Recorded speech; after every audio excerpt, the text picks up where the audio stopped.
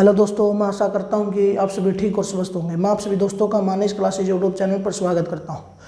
जैसा कि आप सभी को पता है कि हमने पिछली वीडियो में नया चैप्टर शुरू किया था इतिहास का, भाई मौर्य साम्राज्य। हमने उसमें पिछली वीडियो में पढ़ा था भाई कैसे एक चाणक्य जी अपने शिष्य के द्वारा अपना अपमान का बदला लेते हैं नंदवंश का खात्मा करके, जो कि आखिरी शासक होता है गणानंद।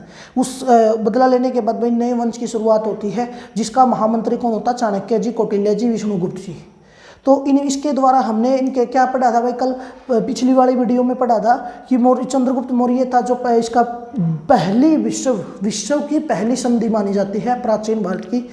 भाई किसके साथ हुई थी? सेल्यूकस निकेटर के साथ। क्योंकि ये सेल्यूकस निकेटर भाई मैंने आपको बताया था सेल्यूकस निकेटर कौन था? सेनापति था किसका? सिकंदर का। आपको बताया भी था भाई 326 और 325 ईसा पूर्व के मध्य युद्ध होता है पोरस के साथ, जिसकी युद्ध में वो भाई जीत तो जाता है, लेकिन उसकी सेना उससे नाराज हो जाती है, मतलब उससे विरुद्ध हो जाती है और वो आगे जाने से इनकार कर देती है। वो मैंने आपको कल पढ़ाया था। उसके बाद सिकंदर की मृत्यु हो जाती है। उसके बाद उसका सेनापति उनका कार्यभार संभालता है। भाई अपने कहता है भाई मैं अपने शासक का मतलब कि अपने शासक का वादा निभाऊंगा पूरे दुनिया को जीतने का, लेकिन वो निभा नहीं पाता। वो चंद्रगुप्त मौर्य के द्वारा हार जाता है। हारने में उनकी संधि होती है। उनकी संधि में क्या मांगता है भाई? एक तो उनकी बेटी हेलेना होती है, उनके साथ विवाह होता है, और मेगस्थनीज होता है, जो मेगस्थनीज का पर आता है में मौर्य दरबार में आता है भाई, जो कि उनकी पुस्तक इंडिका था उसमें वृत्तांत मिलता है भाई। उसमें दास प्रथा का उल्लेख नहीं है, भारत के बारे में लिखता है भाई। यहाँ पर कभी अकाल नहीं पड़ता, ये लिखता है भारत के बारे में लिखता है ये भाई। भारत के जो इतिहासकार मतलब भारत में जो लोग लेखन कला विकास नहीं कर सकते वो उसमें लिखता है, समझ लो बात। और 1/4 भाग कर के रूप में लिया जाता है वो लिखता है। लेकिन जो हमारी चाणक्य जी की अर्थशास्त्र पुस्तक होती है उसमें 1/6 भाग कर के रूप में लिया जाता है, उसमें लिखा जाता है। लेकिन मैगस्थनीज क्या लिखता है? 1/4 भाग। तो मैंने आपको ये बता दिया इंपॉर्टेंट। अगर किसी भी भाई बहन ने वो वीडियो नहीं देखी, वो वीडियो जरूर जाकर जल्दी देख ली, क्योंकि बहुत इंपॉर्टेंट फैक्ट बताए। हमने भी बताया था भाई अर्थशास्त्र में 180 प्रकरण है, जिसमें 150 प्रकरण में मौर्य साम्राज्य की राजनीति के बारे में बताया गया है। और हमने उसमें पढ़ा था भाई जो अर्थशास्त्र है आज भी उतनी मायने रखती है किसी भी प्रशासन को चलाने के लिए, क्योंकि राजनीति से जुड़ी हुई है। नाम बेशक उसका इकोनॉमिक मतलब अर्थशास्त्र के आधार पर हो, लेकिन उसका कार्य किसमें? राजनीतिक आधार पर है। ये हमने कल पढ़ लिया था। राजा के सप्तांग, राजा के 7 अंग भी पढ़ लिए थे, राजा का सर्वस्वयं भाई, राजा का मुख्य कोषाध्यक्ष, समझ लो बात। ये हमने कल वाली वीडियो में पढ़ लिया था, कोई दिक्कत नहीं। कि आज हमने कल आखिरी पॉइंट छोड़ दिया था, क्या? कि चंद्रगुप्त मौर्य का अंतिम वर्षावास।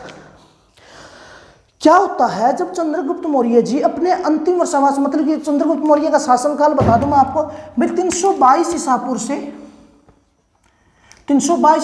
298 बीसी मतलब ईसापुर। तो इस समय के और जब आखिरी समय पे आता है तो उस समय पर मगध में अकाल पड़ जाता है। मगध में अकाल पड़ने के बाद भाई ये अपने आप से बहुत नाराज हो जाते हैं, तो वो संन्यास लेने का भाई वचन दे देते हैं। भाई वो आखिरी समय पर चंद्रगुप्त मौर्य सी मतलब चंद्र जी एम CGM मतलब CM लगा लो, या चंद्रगुप्त मौर्य मतलब कि चंद्रगुप्त मौर्य जी, ये मैंने पढ़ा दिया था, आपको रिकैप कर रहा हूँ, मतलब ये आपको रह रहा था, ये अभी पढ़ा दो कि चंद्रगुप्त मौर्य जैन धर्म को अपना लेते आखिरी वर्ष में, जैन धर्म को अपना लेते हैं। और उनके जैन गुरु कौन होते हैं? भद्रबाहु। अभी आपको जब जैन धर्म पढ़ाया था मैंने, श्वेतांबर और दिगंबर में बटा था। जो श्वेतांबर था, जो श्वेत वस्त्र धारण करते थे, उनका जो उपासक कौन था, उनका मुख्य कौन था भाई? जो इस धर्म को चलाने वाला था वो था भाई शतुलभद्र। लेकिन वो जो दिगंबर के लोग के थे नहीं, उनका उपासक, उनका महान उपासक कौन था भाई? कौन था वो? भद्रबाहु। ये भद्रबाहु इनके जैन धर्म गुरु बने। क्या बने? जैन धर्म के गुरु बने। समझ लो बात। कौन बने भाई? चंद्रगुप्त मौर्य जी। समझ लो बात। उसके बाद क्या बोले भाई, मैं तो अभी वहां पर जा रहा हूं, तो ये इनके साथ लेकर क्या कहां पर गए? ये गए कर्नाटक में। कर्नाटक में कौन सी जगह पे भाई? श्रवणबेलगोला पहाड़ी का नाम है। श्रवणबेलगोला पहाड़ी पर गए और वहां पर सुल्लेखन विधि द्वारा अपने प्राण त्याग दिए। क्योंकि सुल्लेखन विधि क्या होती है? ये एक तरह का उपवास होता है। इसमें ना तो कुछ खाना पीना होता, बस एक ध्यान रखना होता, बस ध्यान लगाना होता। मतलब इस विधि के द्वारा अपने प्राण त्याग दिए 298 ईसापुर में। तो जब वो वहां से जाते हैं तो मगध का शासक अपने बेटे बिंदुसार को बना जाते हैं वहां। तो बिंदुसार को आज पढ़ेंगे हम। आज क्या पढ़ेंगे? बिंदुसार का राजनीतिक जीवन और मतलब उनका जो जीवन है वो पढ़ेंगे, और अशोक का केवल पारिवारिक। अगली वीडियो में हम मौर्य साम्राज्य को पूरी तरह से खत्म कर देंगे। अगली वीडियो में हम मौर्य साम्राज्य की राजनीतिक व्यवस्था, सामाजिक व्यवस्था और भाई अभिलेख, मैंने बताया भाई अशोक के अभिलेख बहुत इंपॉर्टेंट है, चाहे वो 13वां शिलालेख हो, अभिलेख हो, गुहालेख हो, स्तंभ लेख हो, मैं हर चीज पढ़ाऊंगा आपको, बहुत अच्छी तरह से पढ़ेंगे हम। देखिए बहुत कम टाइम में आपको ज्यादा डाटा प्रोवाइड करने की कोशिश करूंगा। ये चंद्रगुप्त मौर्य का शासनकाल है। अभी कहेंगे बिंदुसार का।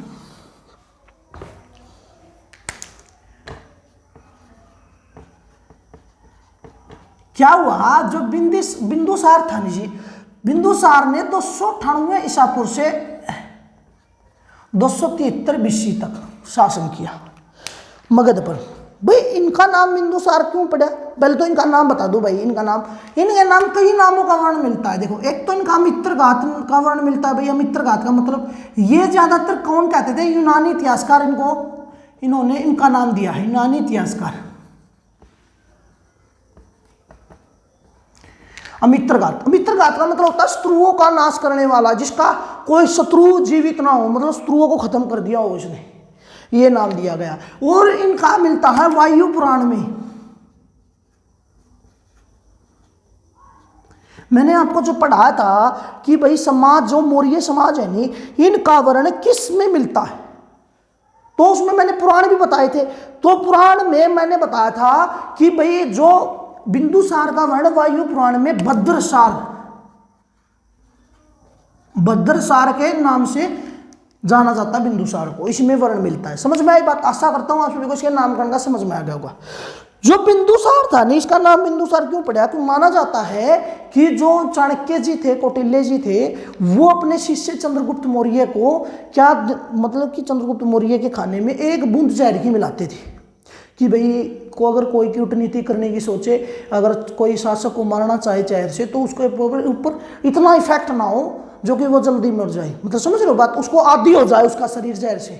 तो ऐसा माना जाता है कि वो एक दिन क्या हुआ, वो खाना इनकी माताजी ने, मतलब चंद्रगुप्त की पत्नी ने खा लिया।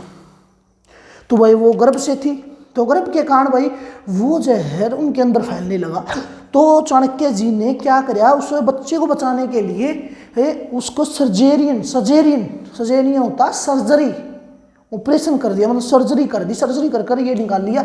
और इनका असर यहाँ तक हुआ, मतलब कि यहाँ पर बिंदु बन गया। ऐसा माना जाता, बिंदु बन गया, इसीलिए से इन्हें क्या कहा जाता? बिंदुसार कहा जाता। समझ रहे बात? ये कहानियों के रूप में मिलता है, इतिहासकार इनकी पुष्टि नहीं करते।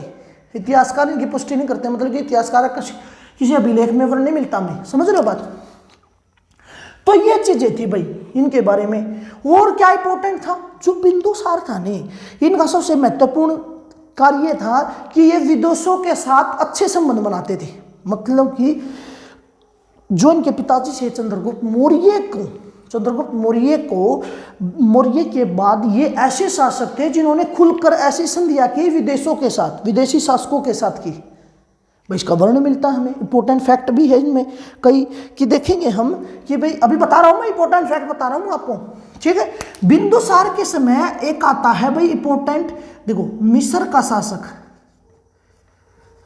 शासक है एक टोलमी द्वितीय।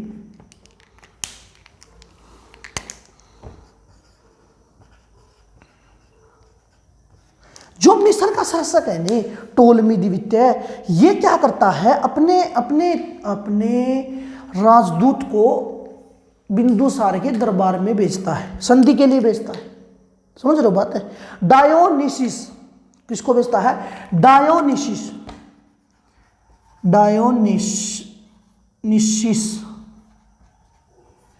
आशा करता हूं आप सभी को समझ में। डायनोसिस। तो ये भेजते हैं। एक और शासक है, एक और शासक का वर्ण मिलता है जो कि बहुत इंपॉर्टेंट है, क्योंकि उनके संधि में एक वर्ण मिलता है 3 चीज़ों का, जो कि बिंदुसार मांग करता है उन 3 चीज़ों की। एक तो मदिरा होती है, एक अंगूर की मदिरा होती है, एक दार्शनिक होती है और एक अंजीर होती है। क्या होता है, वो सीरिया के शासक होते हैं, सीरिया के शासक होते हैं। अभी बता रहा हूँ मैं, 1 मिनट ये तार ठीक कर लो। सीरिया के शासक होते हैं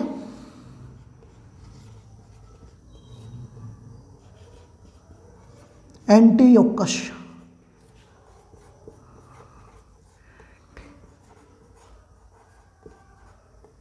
एंटियोकस सीरिया के शासक होते हैं एंटियोकस। एंटियोकस ने अपना राजदूत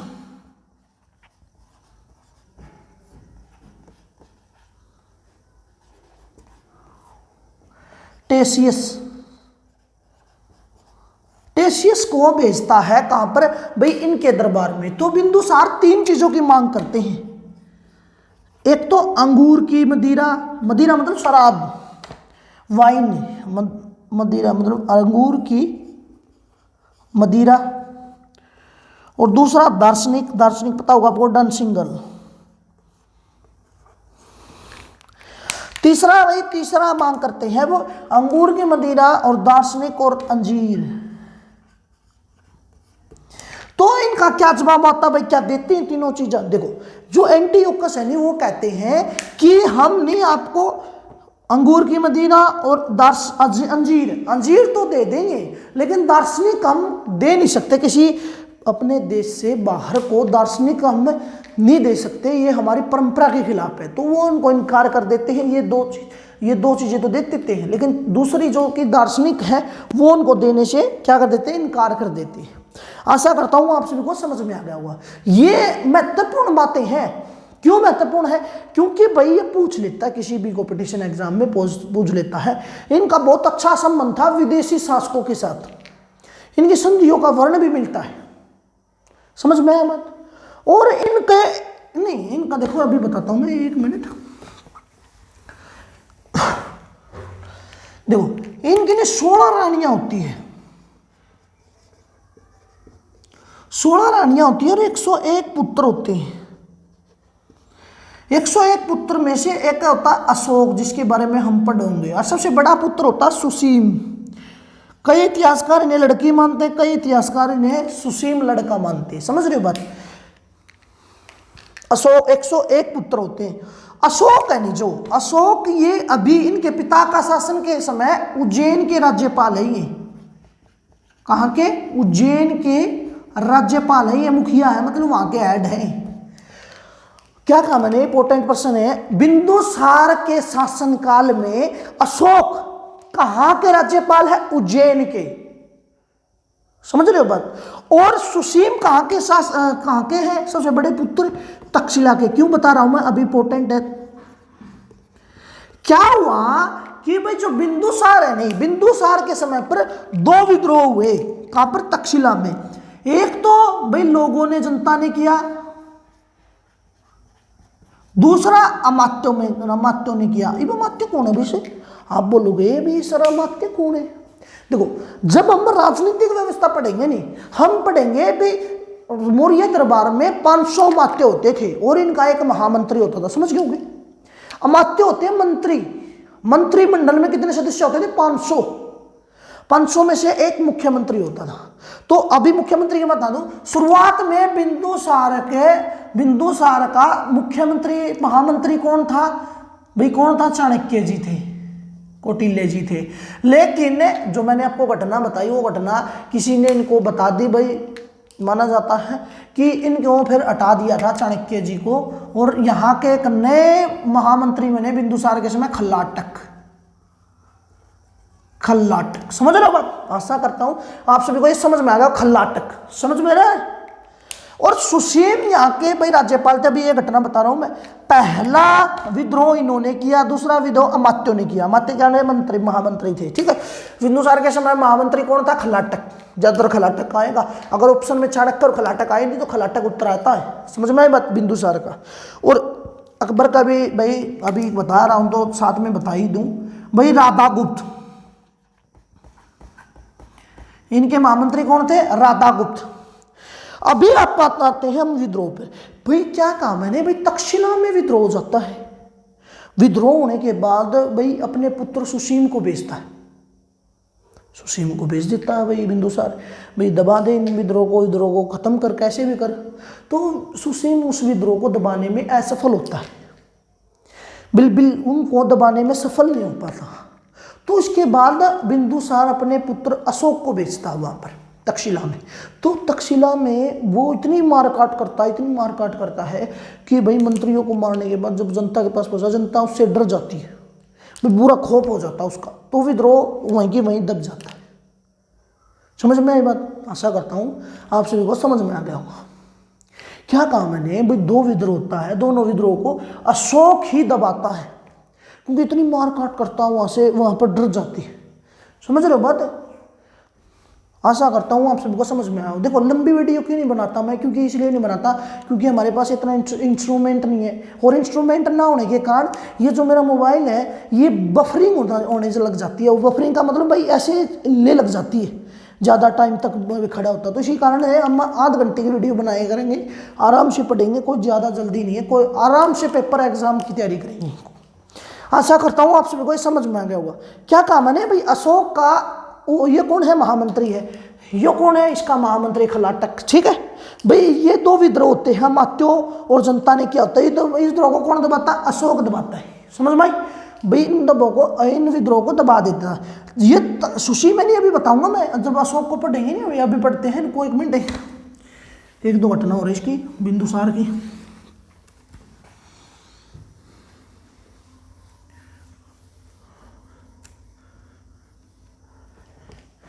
देखो बिंदुसार जी ने भाई अपने जीवन में बस यही भाई अपने पिताजी चंद्रगुप्त मौर्य थे नहीं, इनकी नीति को आगे बढ़ाया कि साम्राज्यवाद की नीति अपनाई भाई। इसके बाद इनका पुत्र, इनकी एक पत्नी होती है सुब्रधांगी, इनकी पत्नी का नाम है, इन्हीं से अशोक का जन्म होता है।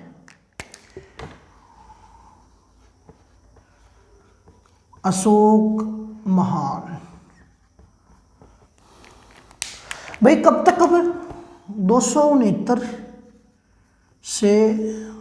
अब आप कह रहे होंगे कि भाई अशोक का अब 273 में तो इनकी मृत्यु प्राप्त हुई, और 269 में इनको गद्दी पर बैठा। भाई 4 साल क्या किया इन्होंने, 4 साल क्या किया इन्होंने भाई? 4 साल मैंने बताया था बिंदुसार के 101 पुत्र थे, 101 पुत्रों के बीच में राज्य के लिए युद्ध भी तो हुआ है, उनको मारता भी तो है अशोक उनको खत्म भी तो करता है। समझ रहे हो बात है?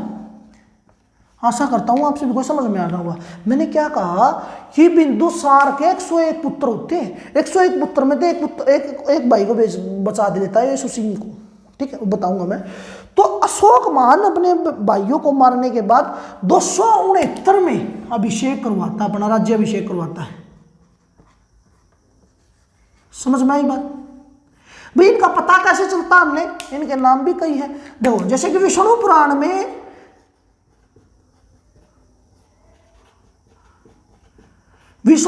में इनका नाम अशोक वर्धन का मिलता है, और प्रियदर्शी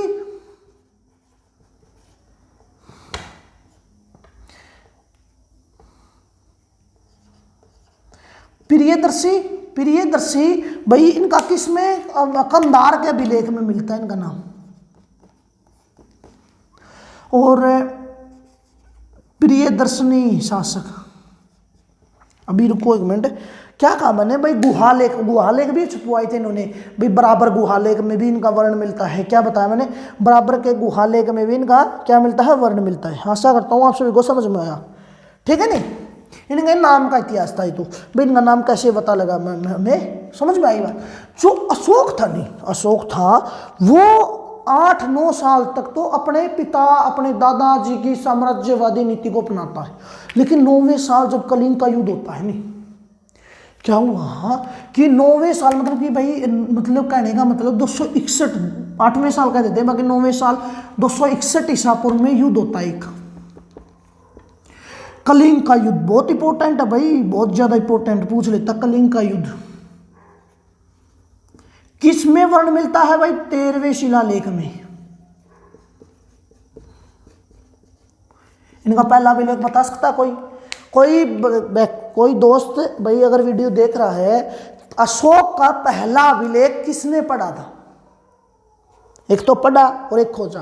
खोजा तो किसने था, मैं बता दूं, खोजा नाम बता दूं, खोजा था स्टीफन थैलर ने, पढ़ा था जेम्स प्रीशेप्स ने। पहला कौन सा खोजा था, नाम कौन कौन सा है, और पहला कौन सा खोजा था और पहला पढ़ा कौन सा गया, अभिलेख का नाम बता दियो। कमेंट बॉक्स में जरूर लिखना, नहीं मैं आपको आंसर दे दूंगा, कोई दिक्कत नहीं। समझ में आए बात? ये 13वें शिलालेख में कलिंग के युद्ध का वर्णन मिलता है हमें भाई 261 ईसा पूर्व में। क्या हुआ कि भाई इस युद्ध में विद्रोह जाता, मतलब शासकों, बहुत सबसे बड़ी विजय थी अशोक के पूरे जीवन काल में। भाई यहाँ पर क्या होता, बहुत ज्यादा मार काट मचा देता है अशोक। वहां पर क्या होता है, 1 लाख से ज्यादा व्यक्ति मारता है, ये 1 लाख व्यक्ति मारे जाते हैं और लगभग 1.5 लाख व्यक्ति घायल होते हैं, वर्ण मिलता है इसमें। समझ रहे हो बात? इतना ज्यादा विनाश हो गया तो इसी को देखकर भाई इसके मन में बेचैनी होने लग जाती है, बेचैन होने लग जाता है। ये इसी युद्ध को देखने के बाद, इस युद्ध को जीत तो जाता है लेकिन इसके मन में बेचैनी हो जाती है।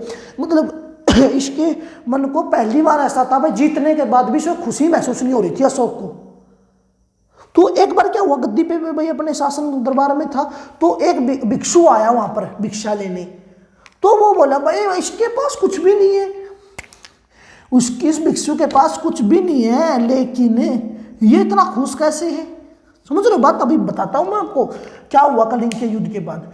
भाई निग्रोथ नाम था उस भिक्षु का, और ये निग्रोथ पता आपको कौन था?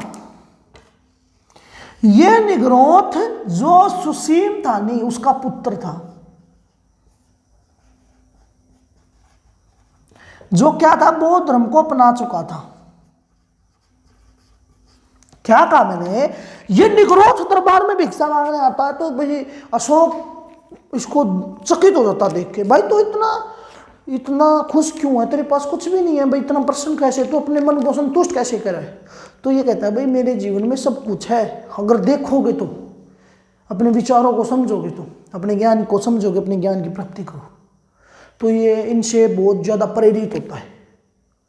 इनको प्रेरित होकर भाई इसका नाम पूछता है, भाई ये बताता है मेरा नाम है निग्रोथ। भाई ये कहता है भाई तू तो निग्रोथ तो मेरे भाई का लड़का है, सुसीम का लड़का तू तो। एक बात बताओ, मैंने तेरे भाई से, मतलब तेरे पिताजी से सारा राज्य मैंने छीन लिया, फिर भी तू इतना खुश है, फिर भी तूने सब कुछ त्याग दिया, ऐसा क्यों? भाई उनसे बहुत ज्यादा प्रभावित होता निग्रोथ से। तो ये भी निर्णय लेता है, कहांगा अशोक निर्णय लेते हैं कि भाई मैं भी बौद्ध धर्म को अपनाऊंगा।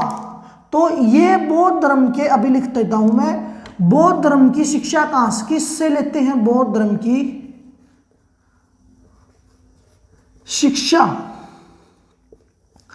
ये लेते हैं उपगुप्त से। बहुत इंपॉर्टेंट है भाई, बहुत ज्यादा इंपॉर्टेंट है, मतलब इतना इंपॉर्टेंट है ये कि पूछा जाता है किसी न किसी एग्जाम। रफ कर रहा हूं आपको, भी समझ में आ गया होगा आशा करता हूं। क्या कहा मैंने कि भाई बौद्ध धर्म की शिक्षा किससे ली? अगर वो प्रश्न आया किसी भी एग्जाम में कि भाई अशोक महान ने बौद्ध धर्म की शिक्षा किस व्यक्ति से, किससे प्राप्त की? भाई उपगुप्त से। समझ में आई बात? आशा करता हूं आप सभी को समझ में आ गया होगा। भाई ये थी भाई इनकी हृदय परिवर्तन की कहानी, कुछ हद तक जो इंपॉर्टेंट कथन थी हमारे लिए। अब क्या करते हैं अशोक, इनकी राजनीतिक व्यवस्था को हम पढ़े, बाद में पढ़ेंगे इनके महामंत्री। हाँ इतना पढ़ लो भाई, इनके महामंत्री का नाम आपको बता दिया था अभी, राधागुप्त। इनके धर्मगुरु, मतलब बौद्ध धर्मगुरु कौन थे? अभी बताया, उपगुप्त। और ये क्या कहते हैं, मैंने आपको बौद्ध धर्म में चौथी बौद्ध संहिता करवाई थी। ये अपने शासन काल में 247 BC में क्या करवाते हैं भाई? बौद्ध संहिता करवाते हैं। कौन सी बौद्ध संहिता होती है भाई? तीसरी बौद्ध संहिता होती है। इसी समय पर मोगलीपुत्र तिष्य, मोगलीपुत्र क्या है?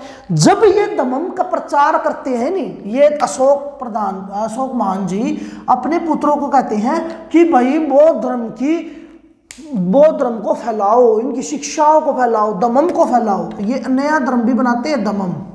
अभी इनको डिटेल दे दूं, मिक्स नहीं करता मैं, अभी अलग कर दूं मैं, एक मिनट। अभी आप इतना याद रखें भाई, दमम एक अलग से धर्म को बनाते हैं, अपना उच्चारण करते हैं। आपको पता होगा स्टीफन थैलर जी, जो कि नोबेल अभिलेख हो गया था, इन्होंने कहा था भाई एक अच्छी संरचना थी इसकी। समझ रहे बात? क्या कहा हमने कि इनकी अच्छी संरचना थी, स्टीफन थैलर जी मानते। लेकिन जो हमारे भाई इतिहासकार है रोमिला थापर जी, रोमिला थापर जी इनके कटाक्ष करती है, कटाक्ष के मतलब उनकी बात को काट देती है। रोमिला थापर जी इतिहासकार है, रोमिला थापर जी कहते हैं भाई ये जो धर्म की संरचना की है नहीं, वो बस काल्पनिक है, वास्तविक रूप से नहीं है, अपने मन की कल्पना है उसकी, और कुछ नहीं है बस। समझ में आई बात? अभी दमम बता देता हूं। दमम भाई ये नहीं, संस्कृत में धर्म है नहीं, धर्म का रूपांतरण शब्द है ये संस्कृत का। समझ में आई? अच्छा करता हूं आप सभी को समझ में आ गई। अशोक ने दमम प्रचार के लिए 256 रातें बिताई थी, 256 रातें व्यतीत की थी। ये भाई लुम्बिनी वन भी गए थे अपने 8वें 9वें वर्ष में। इनकी शिक्षाएं भी बताऊंगा दमम की। समझ में आया बात? आशा करता हूं आप सभी को ये दमम के बारे में पता चल गया होगा। दमम क्या था? अशोक के द्वारा चलाया गया धर्म था ये, और ये संस्कृत भाषा के जो प्राकृतिक रूपांतरण के रूप में माना जाता है। वैसे कौन सी भाषा से निकला है ये निकला है प्राकृत भाषा से। अब एक मिनट, प्राकृत भाषा से निकला है। समझ में आई बात? आशा करता हूं आप सभी को इसका समझ में आ गया होगा।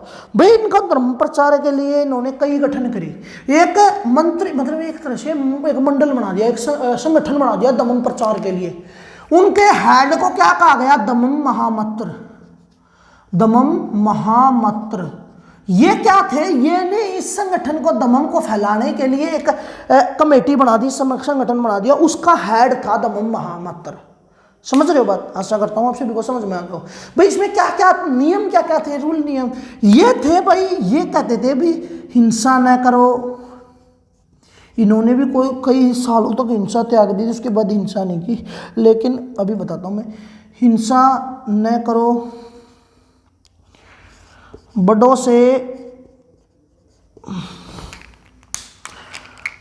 बड़ों का आदर करो, बड़ों का आदर करो, और छोटों को प्यार करो, छोटों को प्यार करो। भाई जीवों पर दया करो,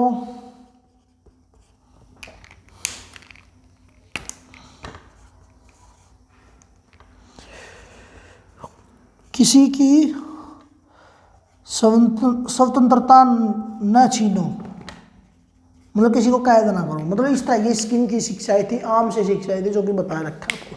समझ में आई बात? और क्या कहा था भाई? और मतलब सच्चे विचारों का अपने अंदर सजावट करो, अपने अंदर बनाओ। समझ में आई बात? ये था हमारा भाई इस तरह का दमम का धर्म का अर्थ। समझ में आई बात? 256 रातें बिताई थी। तो अशोक का एक पुत्र हुआ था महेंद्र, यहाँ पर लिख रहा हूँ मैं, अभी ये रफ कर दूं, थोड़ा बड़ा है। क्या था मैंने भाई? अशोक का एक पुत्र था। कौन था पुत्र? महेंद्र। भाई महेंद्र था नहीं, जो महेश लिख दिया यार। जो महेंद्र था नहीं, उस महेंद्र को इसने श्रीलंका में भेज दिया भाई दमम प्रचार के लिए। श्रीलंका में भेज दिया। उस समय पर तिस्से यहाँ के शासन करने वाले मतलब शासक थे वहाँ के श्रीलंका के तिस्से जी।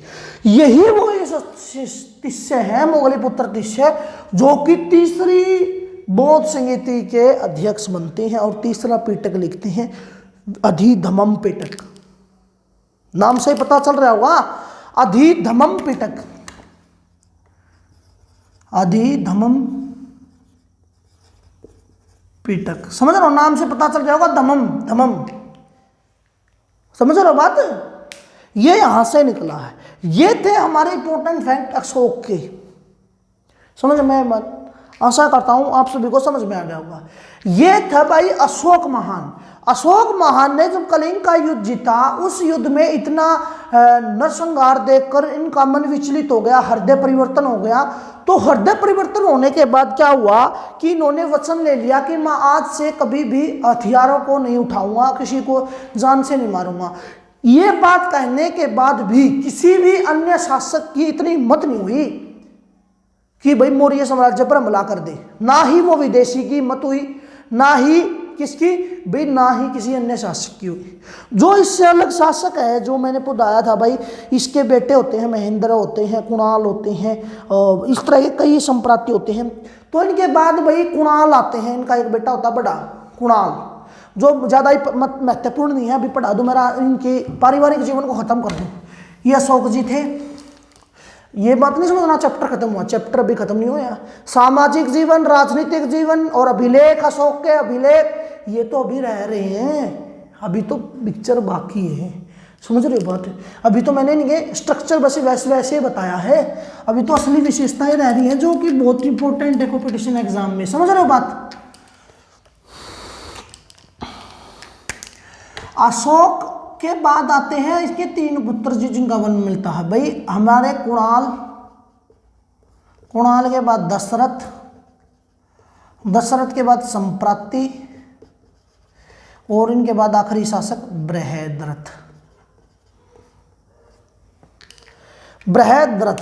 ये अंतिम शासक होते हैं बृहद्रथ का जो सेनापति होता है, आपको बताया, पुष्यमित्र शुंग इनकी हत्या कर देता और शुंग वंश की स्थापना करता।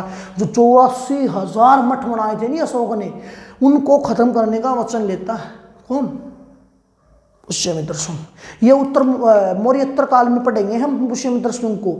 और इसके बाद हम शायद एक वीडियो होगी, 1 या 2 भी हो सकती है, क्योंकि सामाजिक राजनीतिक और अभिलेख भी पढ़े हैं। लगभग अगली वीडियो में हम खत्म कर देंगे। आज के लिए बस इतना ही। मैं लंबी वीडियो क्यों नहीं बनाता? लंबी वीडियो इसलिए नहीं बनाता क्योंकि हमारे पास जो मोबाइल है मेरा, उसमें बफरिंग होने लग जाती है। ज़्यादा लंबी वीडियो होती है नहीं तो उसमें मतलब ऐसे स्क्रीन चलने लग जाती है, उसमें बफरिंग होने लग जाती है, जिसके कारण आप अच्छी तरह से वो क्लास ले नहीं पाते। आज के लिए बस इतना ही भाई। आशा करता हूँ आप सभी को सेशन पसंद आया होगा भाई। आप एक बार कमेंट जरूर करें। जो मैंने आपको प्रश्न दिया था भाई होमवर्क के लिए, भाई प्रश्न था भाई, हम अशोक को पढ़ते हैं भाई, पहला अभिलेख किसने खोजा वो बता दिया मैंने, स्टीफन थैलर ने। लेकिन पढ़ा किसने? जेम्स प्रिंसेप ने 1838 में, 1838 और 1836 के बीच में।